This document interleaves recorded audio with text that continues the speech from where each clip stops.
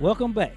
And now on the telephone with us tonight, we have a young lady who is a civil rights activist, a legal analyst, and now a future politician, Cassandra McDonald. Cassandra, welcome, and we are happy that you're with us tonight. Hi, thank you. Thank you so much for inviting me to your show. Now, everybody earlier listened to some of the family members that had people killed here in the city of Cleveland.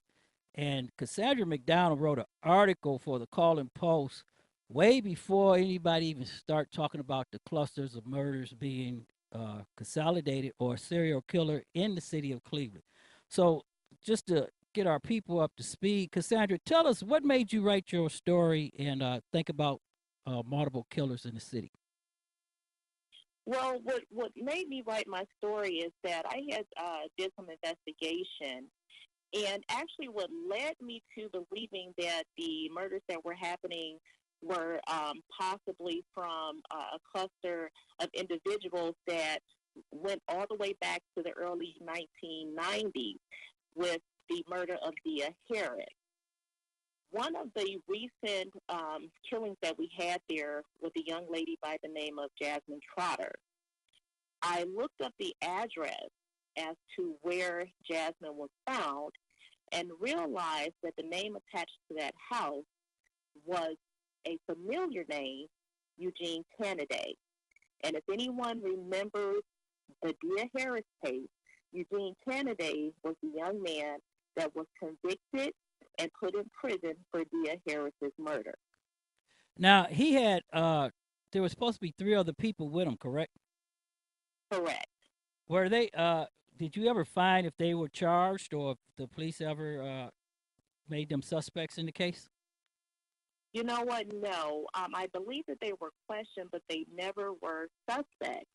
And this is what made me go a little bit deeper because you have to ask yourself, with such a gruesome crime as that, and when you look at what happened to Jasmine Trotter, the way that her body was discovered and the condition of her body, along with Eliana DeFries, how she was discovered, they're very similar as to what was done.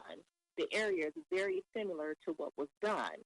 And my first thought was because even Christopher Whitaker, there is a linkage with Eugene Kennedy and all of them together.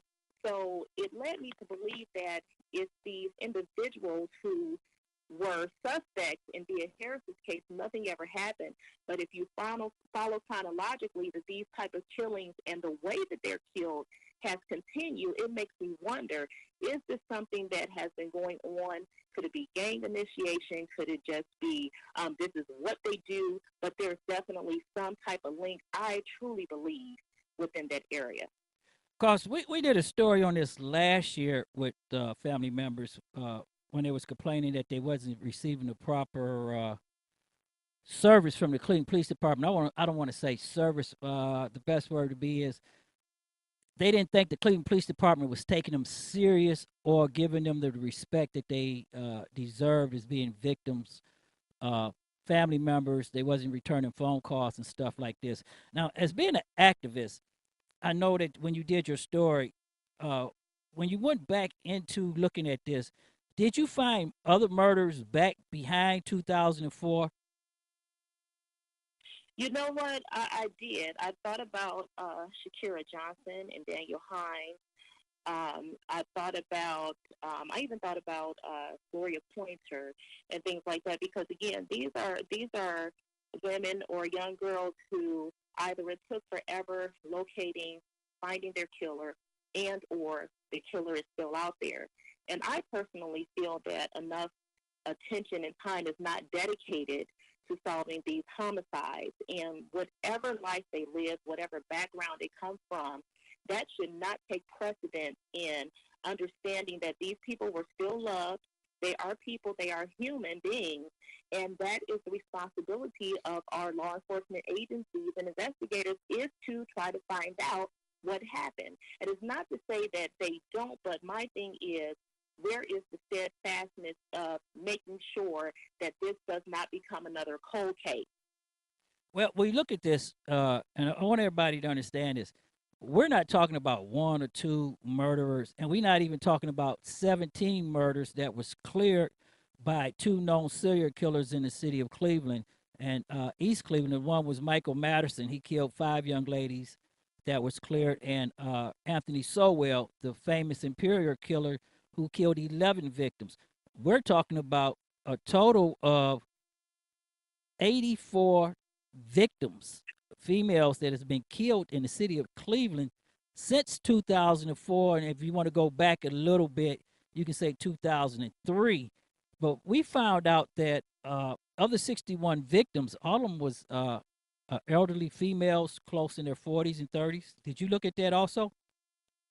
Yes, I did. And again, what I was concentrating on specifically was, again, because these murders, especially the ones that occurred off of East 93rd Street, where Aliana was found and Jasmine Trotter, and was that the proximity of the police department, which is another thing that really bothers me because this is happening right by a police station. So where's the visibility of the police and so forth? And I did. What's interesting, and I'm going to take this back again to the Jasmine Trotter case. What's interesting is that Jessica Coleman, who was another young lady who was found murdered, she lived in the vicinity in South Euclid, and Christopher Whitaker also had a home in South Euclid. See, we always hear about their home on the inner east side of Cleveland, but what's amazing to me is that Christopher Whitaker, along with Eugene Canaday and some other individuals, also have a cluster of homes that's located in the greater Cleveland area, like South Euclid, Mayfield Heights, and so forth. So they have a cluster of homes that are in the East 93rd area. It's like a pack. And they also have homes that's located in the greater Cleveland area. And they're all in the same proximity. So it just really, there's definitely something there. I did contact Channel 3 News to try to get them to do some further investigation as to linking these things together, but I don't know if it was time or resources, but no one looked into it. And I strongly feel that this is something that needs to be done. Yes. Channel 3, The Plain Dealer, and murder.org. They started a series, and they checked into the computers and did something that everybody's looking at right now, and that's the murders that has happened since 2004. But I want everybody to go back and think about 2004 is a very important date here in the city of Cleveland because that was the year that Mayor Campbell decimated the police department by cutting all the units and laying off 500 police officers. And that's something that we're going to get into later on about when we talk about your political outlook there. But homicide officers was cut in half that year. So that means that the resources wasn't being put into investigate these murders. You had officers that was receiving 3 and 4 cases at one time. Now, I'll go back to this right here because everybody want to think about 93rd, but the South Collinwood area, Euclid and Green, and along the Norfolk Southern Railroad tracks, there was a lot of young ladies found deceased and killed up there, and also strangled in motels on Euclid Avenue in the city of East Cleveland that is not even being counted in this number that we're talking about. Yes, I totally agree. And here's another issue that I have, because when you look at the demographics of the area, you're looking at a demographic area where there's low income, there's either a lot of high crime, or there's prostitution and things of that nature. So to me, it's like we see it, but it's expected. So we're not going to move fast on it because we have dozens of these, to a point where it's almost like the law enforcement is kind of jaded and maybe weighed down with what's happening. Also, you have to look at human trafficking. What's the situation with that? So it doesn't matter, again, it doesn't matter the statistics behind these individuals' lives, is what are we going to do? And I'm glad that you mentioned the fact about the police force getting cut when it comes to the homicide. Because if you look at what's happening currently with the Cleveland consent decree, which I'm very disappointed with, this is an area that those funds should be used to, number one, tear down these abandoned homes. Number two, we still don't have body cams. Number three, this is money that's supposed to be put into these neighborhoods to make sure that we are being proactive in preventing things from happening. And it's just not that way. So this is where the state government, city government, we need to find funding. We need to enforce the Cleveland consent decree. We need to do something because this is an epidemic. It's like there's like women are getting preyed on, and it's an epidemic. It's no longer, like you said, the numbers are astronomical. Why is that? And I really think that any political platform, whether it's me or someone else, if you're not talking about that, you need to be, because this is urgent. Now, this is the thing I want to talk about because your article is very important in this, that people have not even realized yet that the community has been aware of this because the family has been making connections with this for a long time, but the police never did. And then when murderdata.org did their thing, they found out that there's not possibly one serial killer uh, in the city of Cleveland, but maybe three. And Yeah. there's 27 cases they're contributing to one person or one group. So this goes back to something that you brought up when you did your article about a group of people or a set of people that you want to say, because it's hard to believe that one person would kill 27 people, but there again, after Sowell, it's hard to say that one person couldn't do it. But at some point in time, the resources from the police department should have been put into this. When you started doing your research, what connections did you find, or how did you get that idea that it was either a group or a set? Was it something that caught your eye or something you found when you was doing your investigation? Again, I think it was really Jasmine Trotter. I believe it was her that led me to my theory, because when that house came back that she was found in as being registered to Eugene candidate, and I linked candidate to Dia Harris, and then I linked candidate and his affiliates, which included Christopher Whitaker, together. I said, wait a minute, because what happened to the other people that were accused of these crimes, but nobody got convicted except Right. Eugene today, which he, in, for my belief, believes that he said that he did it. I'm sure he had a part in it, but I believe that he took the fall. Same thing with Christopher Whitaker. Yes, Christopher Whitaker, I do believe he did it, but I believe he's responsible for more crimes, and I believe that it's somewhat quiet in a sense now, and I don't like to use quiet, but he's in there already. So you know what? Hold on, you guys. Let's not do what we've been doing for a minute, because let him take this rap. And And again, all these people, they're all connected from back in 1990 to current. There is a connection. And as a matter of fact, if you look them up, their court docket, they all have been tried for sexual assault. They all have been tried for attempted murder. They all have been tried for rape and things like that, but nobody got convicted. and this is And a they're all connected. this is another staggering thing for just that fourth district area. When you pull up the Hmm. sexual offender register, right there in that area, you have over 7,000 sexual predators in that area, living in that area, and 241 has registered for that area, but the county sheriff department doesn't even know where they're at, Hmm. and that's staggering. And we're going to talk about that some things when we talk about get on the back end of this. Now, right here, when they say there's three possible three, did you attend the march on the violence on women's march in the fourth district?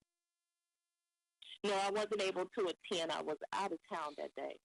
Now we have a lot of activists, but we're gonna talk about that too because you are an activist. So we're gonna go back on the other end. But we have a lot of activists have they sat down and brought this, like, your theory? Have you sat down with the activists and the women who's coming out against violence against women and explain your theory to them, so you can push this forward to get a spotlight on it? You know what? I've only told a couple of people, but I'll tell you what I.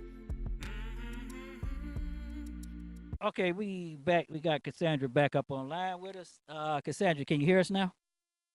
Yes, I can. Okay, we got disconnected there, everybody. We sorry about that. Now, we was talking about your research. So, as I said, has the activists and the women who are like Laura Crown and them, have you explained your theory to them so y'all can push this forward into the light?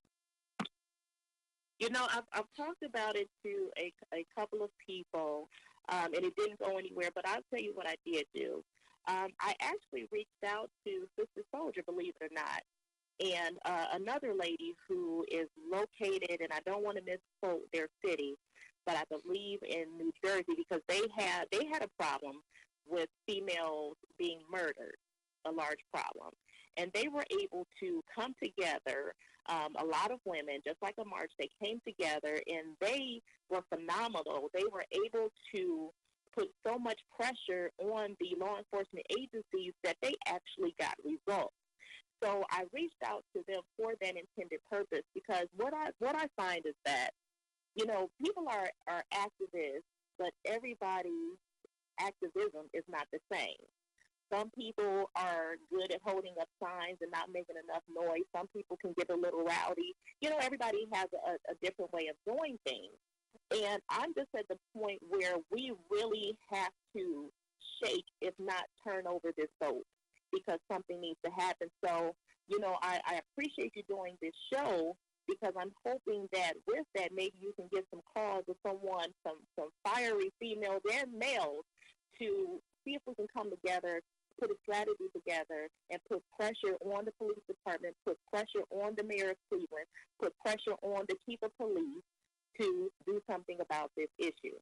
Well, we try to do two things right here. We want to bring awareness to everybody, because we broadcast in 22 cities, because a city of Atlanta has the same problem, and the problem with human trafficking out of Detroit coming down into Akron, Ohio.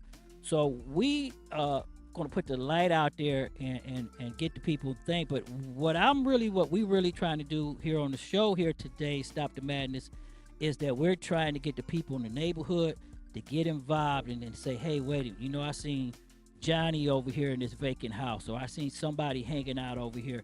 Because at this point in time, there's have to be a task force that has to be established, and that's what we're trying to get the city of Cleveland, since they don't have their experienced investigators and the sheriff department and the state. We're trying to get a task force formed. We'll get fresh minds in here to get the city of Cleveland some help. So what we're going to do right now, everybody, we're going to leave Cassandra McDonald. Thank you, Cassandra, for being with us on the show. We want everybody to go and check out Cassandra McDonald.